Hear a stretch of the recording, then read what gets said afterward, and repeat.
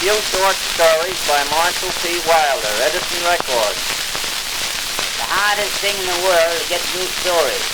It keeps you very busy. About as busy as a friend of mine who's only got one arm, but he's got the prickly heat. And then, of course, humor varies.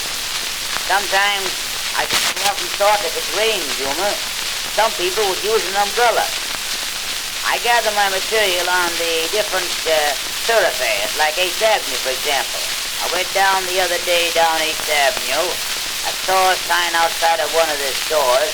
It read on the sign, "Don't go elsewhere and get heated. Come in here."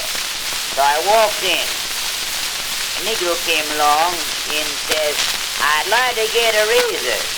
The clerk said, "What for?" "Shaving purposes?" Says, "No, sir. Social." I followed this Negro out. He met another friend of his.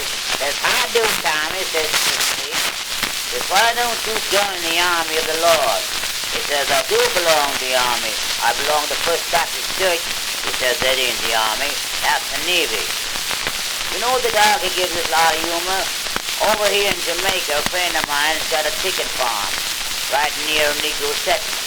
Of course, he misses a bird now and then, so he put a bell outside in the chicken coop to ring at the proper time.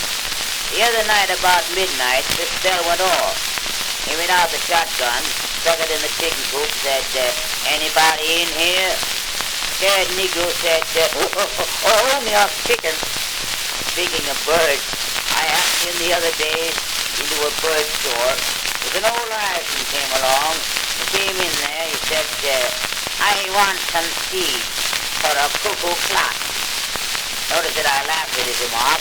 He looked me all over and saw my peculiar figure. He said, "Say, young fella, what made you that way?" Well, I said I was carrying a mortgage. Speaking of my size, when I first started in electrical profession years ago, I was out down Connecticut somewhere. It was custom those days for the committee to come down to welcome me at the depot. Very pleasant habit. 2 members of the committee were at the depot to welcome me. They'd never seen me, but they'd heard of me. And they saw the name, rather long. Amazing that long man went with it. No one got off the plane but myself. They stood there seeming disappointed. Finally one friend said to his pal, said, "Well, I guess he ain't here. No one got off the plane but that little boy. Guess he ain't here."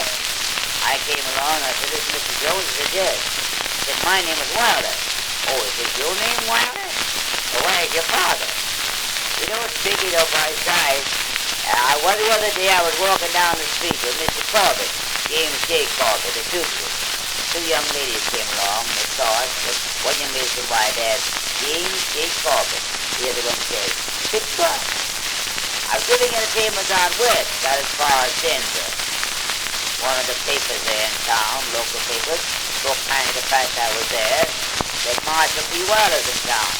It was always understood that Wilder was a self-made man, but from looking at him, evidently didn't take time to finish the job. I was giving it a famous in that town for some time. Finally, one day I was walking along the street, an old doctor came up to me and said, "Mr. Wilder," said, "I'd like to go in and see your entertainment, but I got no money except this dog. I'll give you the dog if you let me go in." "Why," I said, "I don't want your dog. Take your dog in with you." He said, "Can I take him in?" I said, "Yes." I saw him after the entertainment. I said, "Well, how'd you like my show?" "Well," he said, "I'm glad I kept my dog."